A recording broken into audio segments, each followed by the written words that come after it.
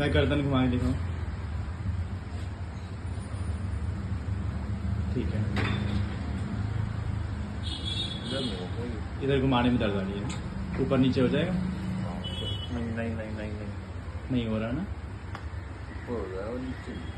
ऊपर हो रहा है, नीचे नहीं हो रहा। ठीक है, कहाँ पे आ दर्द? पीछे साइड में? ठीक है, हाँ जी। अब करोगे मूवमेंट ऊपर नीचे? ठीक है। पहले कितना जा रहा था? पहले तो इतना ही जा रहा था। ठीक है। अब कोई दर्द है? कोई दिक्कत? नहीं। ठीक है।